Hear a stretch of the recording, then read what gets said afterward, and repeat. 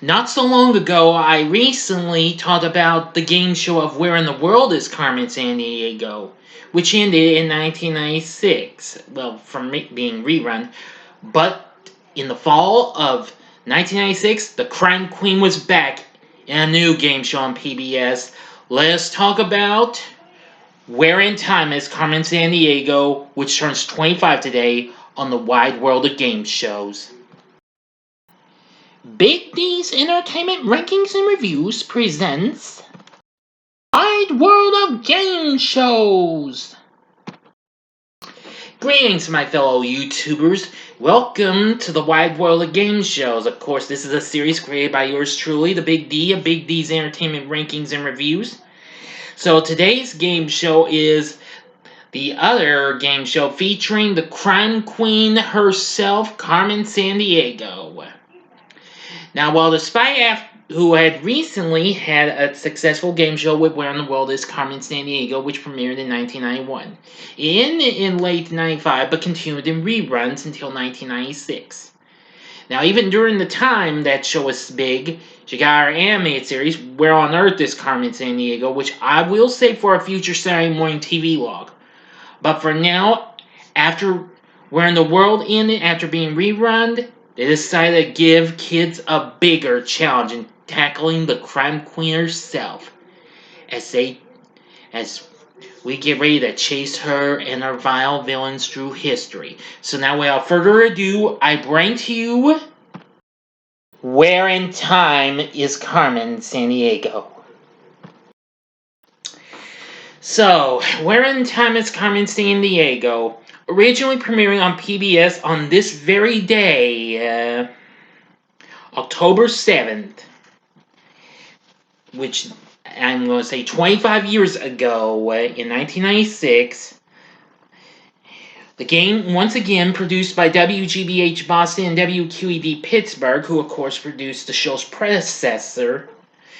This, of course, is loosely based on the computer game of that same name, which was pretty big. It got put on computers and even on home consoles like the original Nintendo, the Sega Genesis, and the Super Nintendo. Anyway, now the program only ran for 2 seasons after 115 episodes were produced and aired. There were 65 for the first season and 50 for the second season. The show had ended in December of 97, but continued in reruns until September 1999. Lynn Thigpen returned as the chief, now of Acme TimeNet. And this time we are on this here, little bit of a big time machine spaceship type thing called the Chrono Scammer. As we are preparing to join the Acme Time Pilot Squadron leader, who of course is actually played by Kevin Shinnick, who of course would later be best known for working on Adult Swim's Robot Chicken as well as the Mad animated series. Yes, that's right, you heard me correctly, that would be him.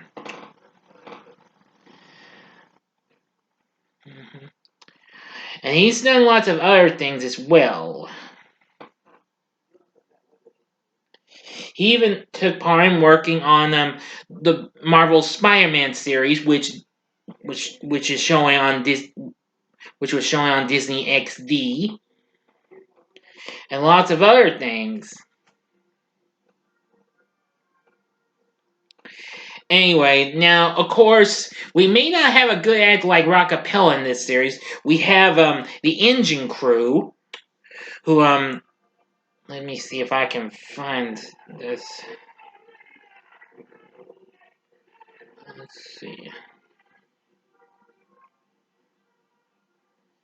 Now this is kind of tricky though.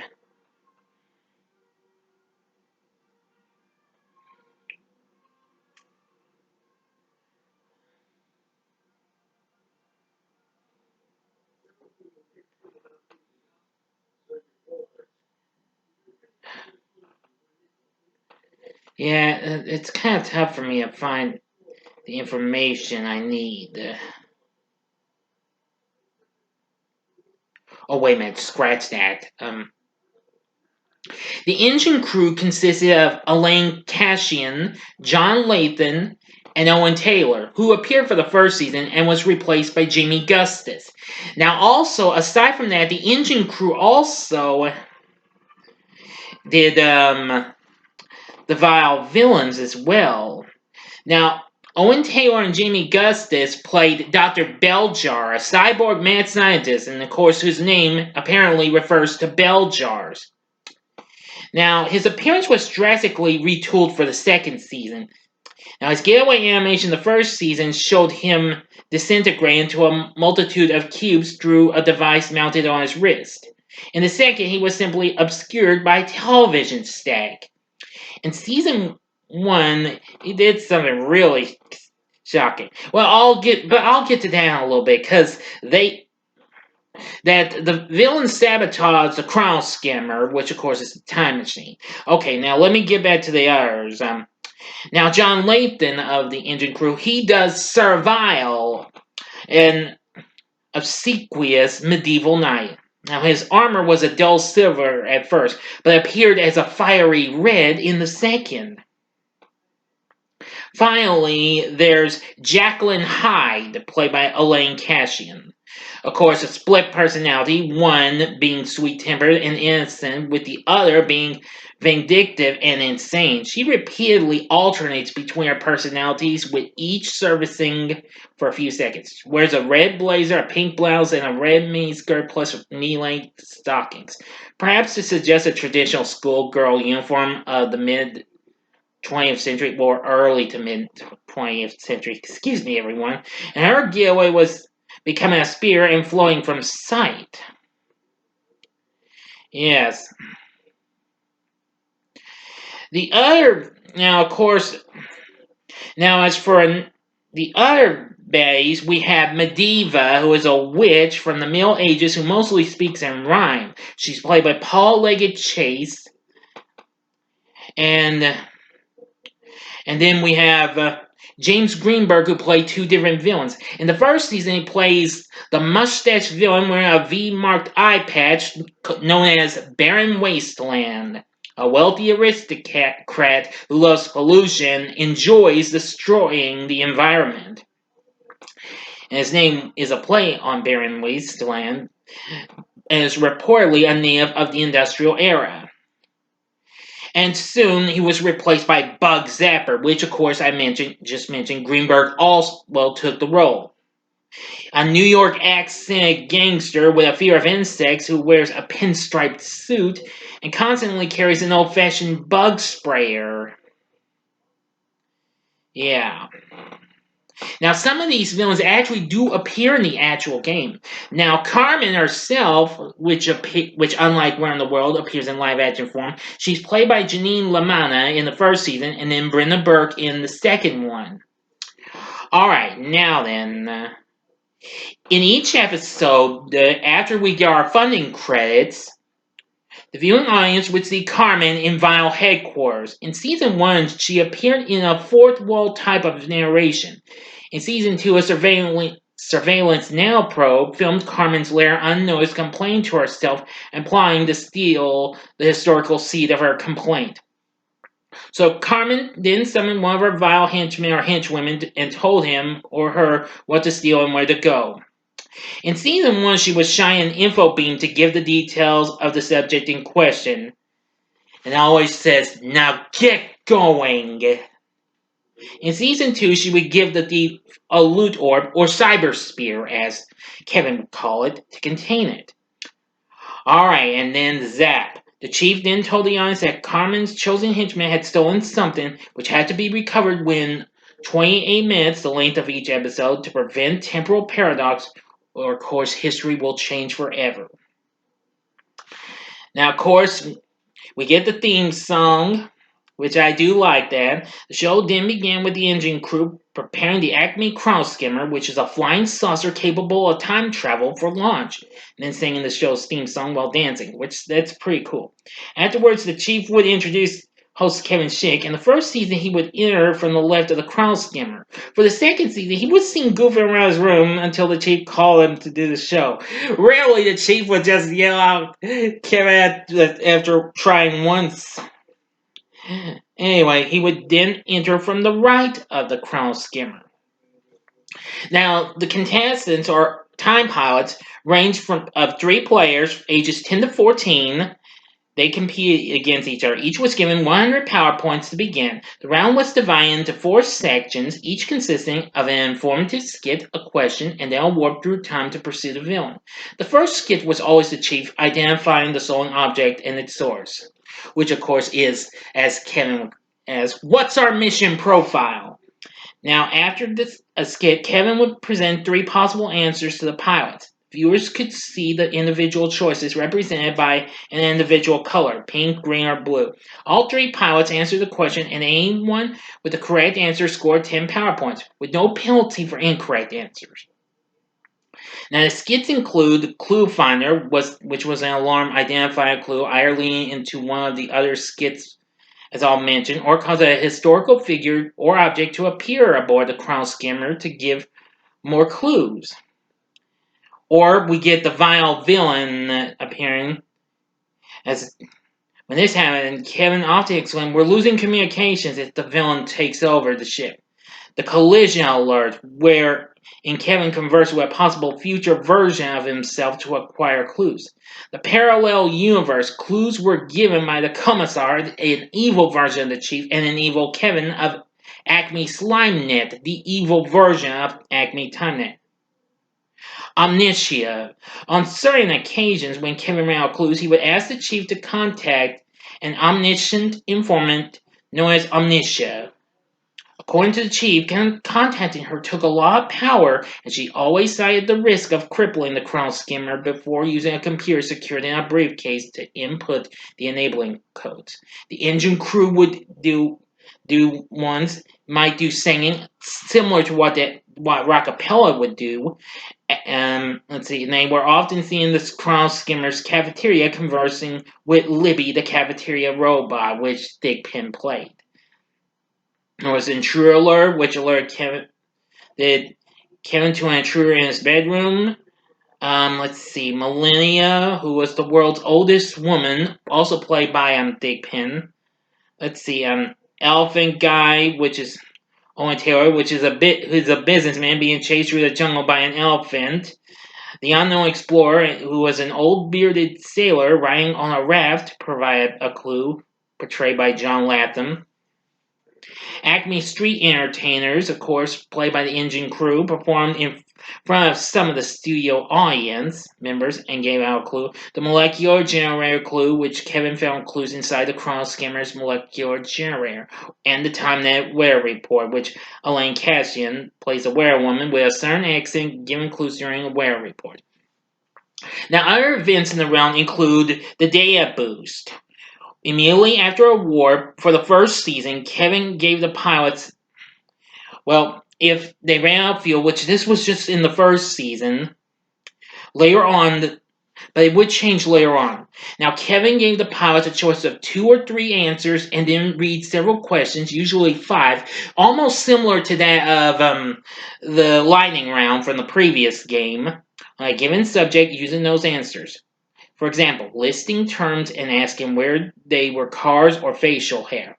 Or listing people's names and asking if they were already dead or not yet born in the year they've traveled to. Simple true or false questions, etc. Now, the first pilot to buzz in and guess the correct answer scored 5 power points. If it's the incorrect response, you lose 5 power points. The data boost happened twice per episode. In season 1, the first time was because they ran out of fact fuel after a warp, and the second time was due to a villain sabotaging the Chrono Scammer.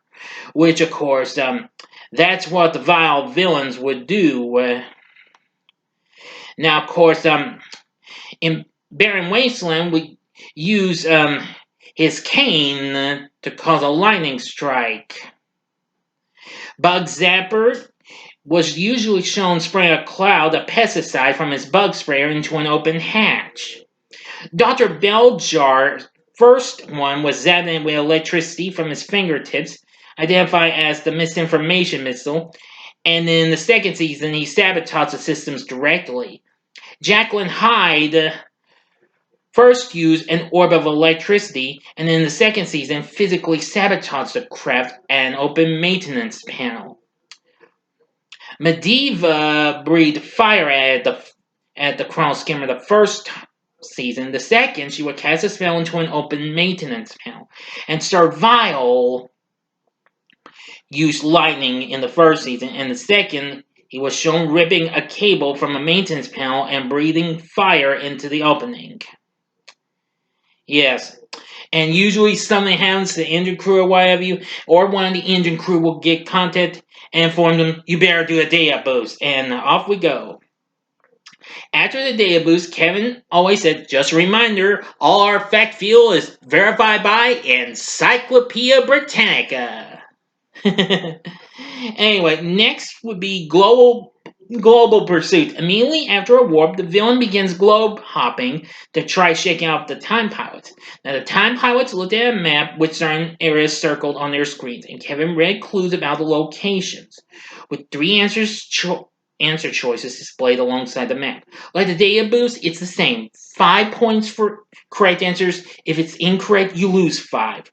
Now, the round occurred once per episode and played similarly to the chase round from Where in the World.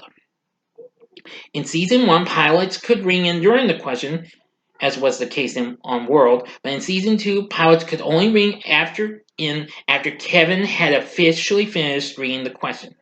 And the final event in Round 1, they have to make one final leap in time, and that's an ultimate data boost. Now, for that round, with twice as many questions as the normal one, the value of the questions are doubled. So if it's a correct answer, you get 10 power points. If you're wrong, you lose 10. Whoever wins the game, wins. The two pilots with the highest scores will go on to the next round. Well, the third placed one is eliminated from further play. If there was a tie between two pilots for second place, or a three-way tie for first place, a tiebreaker question was asked, always about a president of the United States. Now, once they send the third place contestant back to Timenet headquarters, Kevin, now in command, and the two remaining pilots activated the loot tractor beam to capture the stolen artifact. They find the villain with its cyber spear, and they use the tractor beam and catches it. The villain's upset, but they're not finished. They make a getaway, giving us the slip again, but don't worry, we would still get them. So Kevin reveals before we go after that villain, they have to return the loot to its rightful place in time. The chief then listed 8 events related to the artifact that was stolen. Now all you have to do is recite in reverse chronological order, starting at the most recent event and finishing at the least recent event. The time pilot who does finish this first will go on to chase Carmen and our villain along the trail of time. Now, let's see. Whichever pilot had the higher score from round 1 chose who went first, with a coin toss as a tiebreaker. Alright, and that's all that you know about that. And finally, the Trail of Time. The winning pilot had a total of 90 seconds to answer questions posed by Carmen at several time portals. There are 6 of them, with each portal themed to a particular period of time. All questions were related to the artifact stolen in the day's show and contained 2 choices each. If the pilot answered the question correctly, the gate will open automatically. If it's the incorrect answer, you gotta use a small manual task to open the gate, like spinning a wheel, turning a crank, pulling a rope, etc. Once through the second or third gate, our time pilot will capture the day's villain and continue chasing after Carmen. The pilot had to pass through the 6th gate before the time limit runs out. Then take what was called a capture crystal and place it into what was called the Chrono Lock chamber in order to capture Carmen. Now, if you can do this within 9 seconds, you've activated the capture crystal and you will catch Carmen. If you fail, Carmen gives one last laugh and escapes. Now, there's Now, the budget was smaller on this version of the show compared to World. As a result, the grand prize, if you captured Carmen, you would win a big computer system instead of a trip. The third place player received an Acme TimeNet mission pack that contained a Britannica World Atlas, the Where in Time t-shirt, a baseball cap, and wristwatch, and a collection of the Carmen Sandiego CD-ROM games, all of which also featured the late Lynn Thigpen, and board games.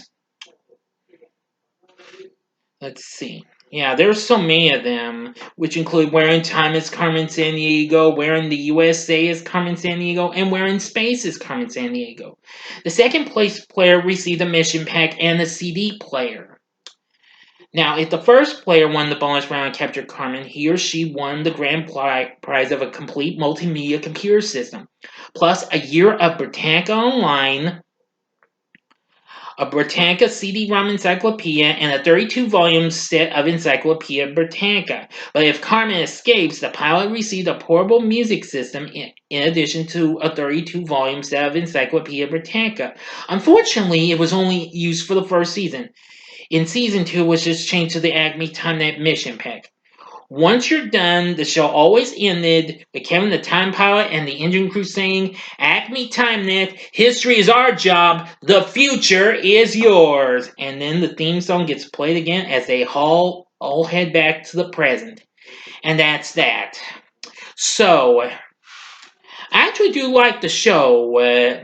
I've seen it a few times. Now, I have revisited as well. There are some full episodes of Where in Time is Carmen Sandiego on YouTube, just like Where in the World is. Just look up the show. It might be tough to find, but I think you can find some without much trouble.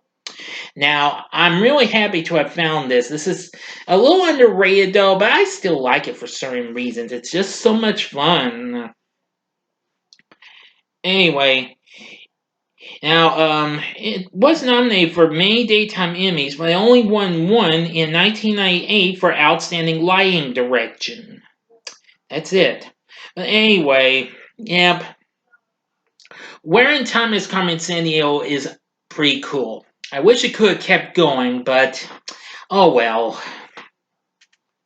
But anyway, what are your thoughts on the Where in Time is Carmen Sandiego game show? Did you ever watch this show? You can tell me in the comment section below and what you think of it. Maybe you can tell me who your favorite V.I.L.E villain was.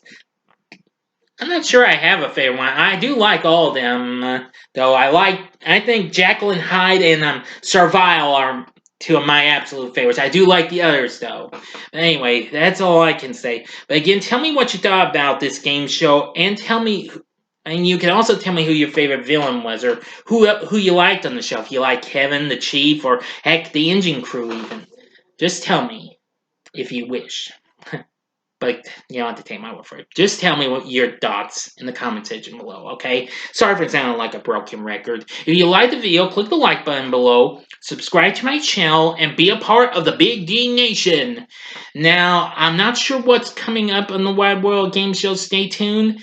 I might be able to squeeze in an extra episode. Stay tuned, alright? But thank you for watching, and if you like this, you may want to consider checking out these other videos. In the upper left-hand corner is the previous Wide World of Game Shows episode, and that was on Where in the World is Carmen Sandiego, this game's predecessor. In the upper right-hand corner is my ranking of my favorite kids' game shows, or go to the bottom left-hand corner if you want something really cool and time traveling. See my review of Bill and Ted's Excellent Adventure. And the bottom right hand corner is the button you can click to subscribe. If you like rankings and reviews on movies, TV, music, video games, etc., as well as the wide world of game shows, then I'm your guy. Thanks for watching. Until next time, I'm the Big D saying, see ya.